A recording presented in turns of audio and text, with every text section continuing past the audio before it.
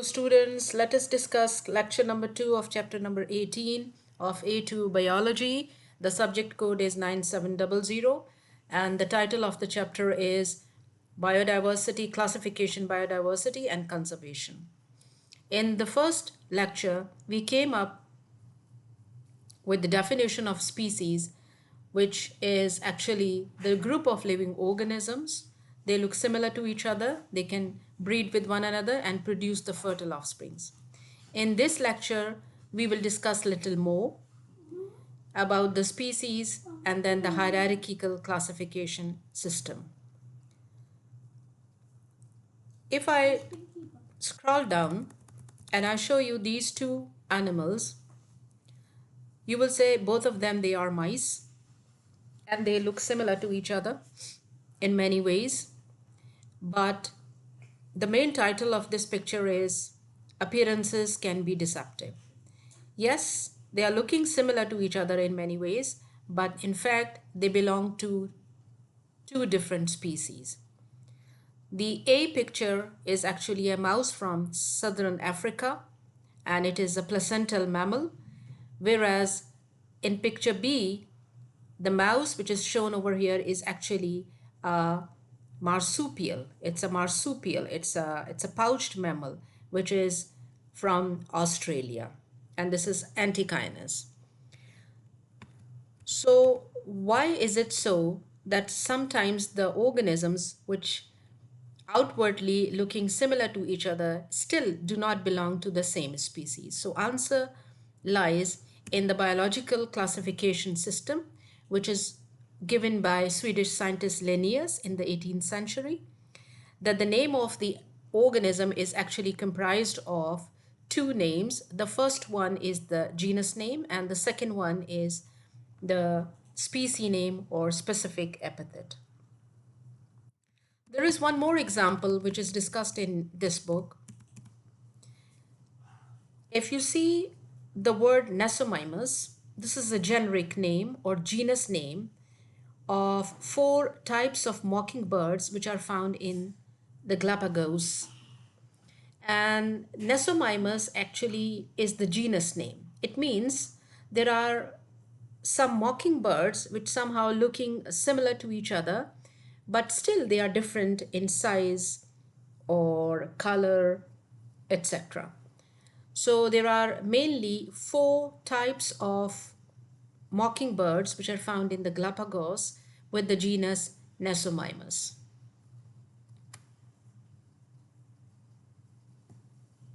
Nesomimus, and that is the genus. So when we talk about the classification, the ABC of classification, we have to deal with how to name the species.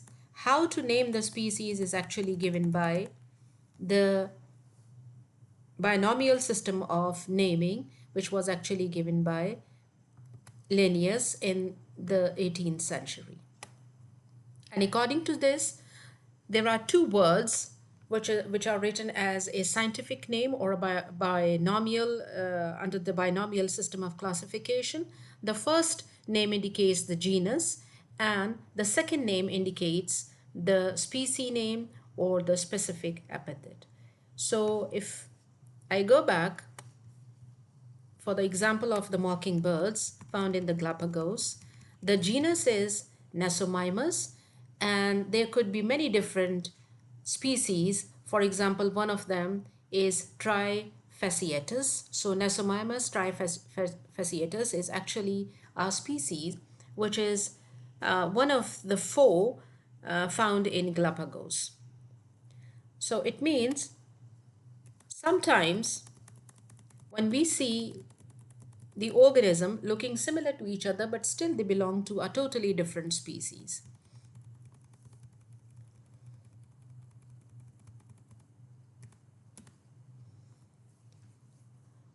Okay, so more than 1.5 million species of animals have been described and named to date, and estimates of the total number of species range up to 100 million species.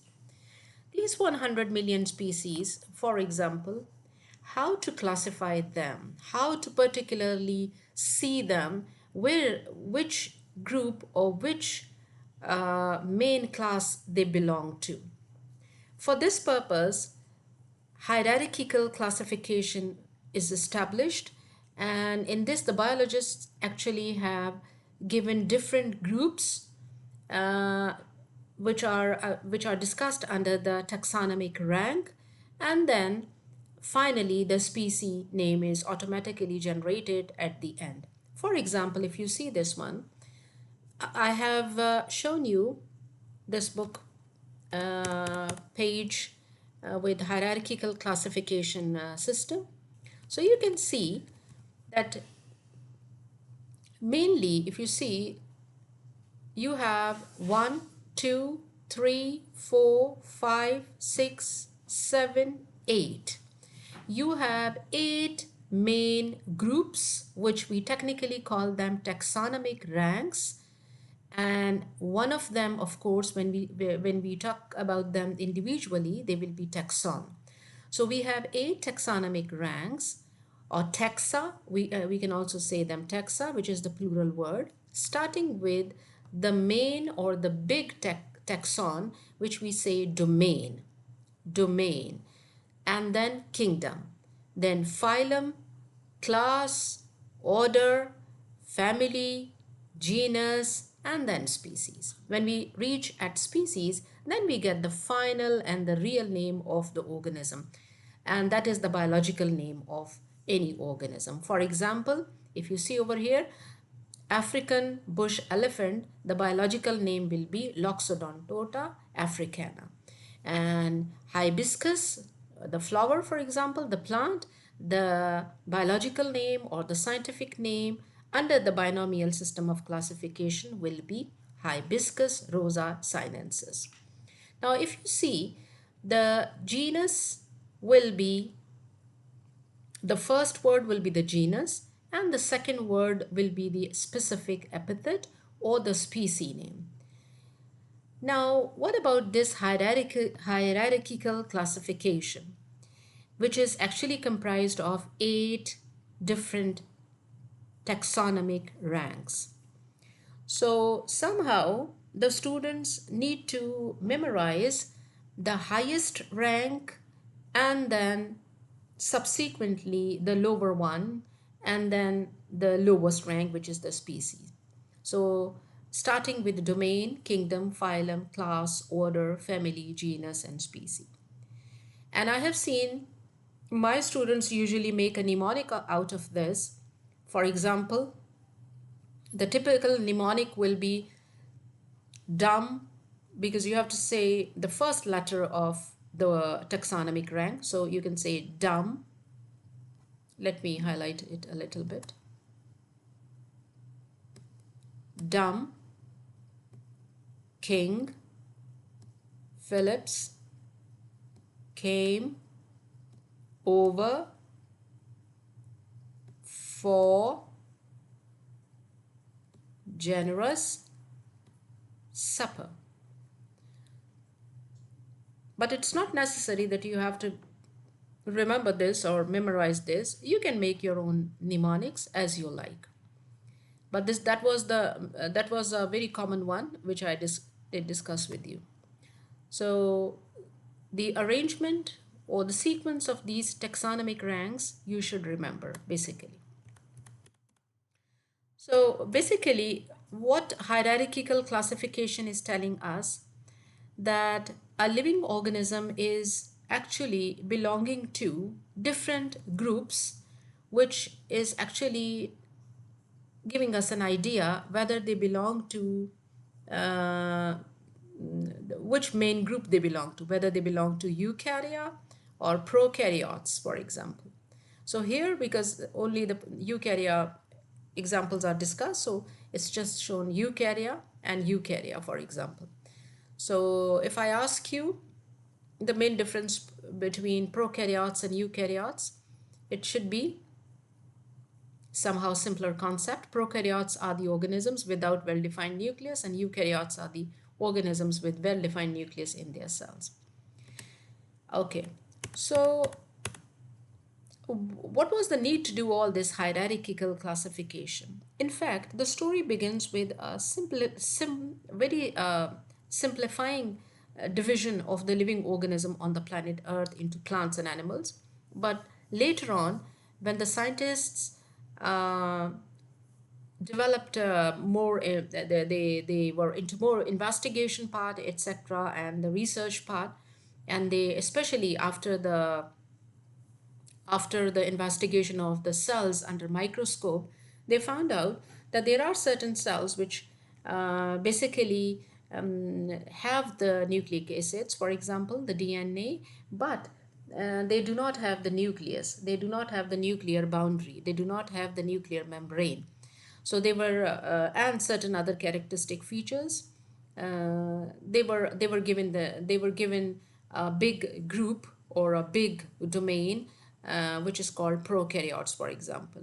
The other one, which were having a well-defined nucleus, they were put into eukarya, which we are just seeing this in the table 18.1, for example.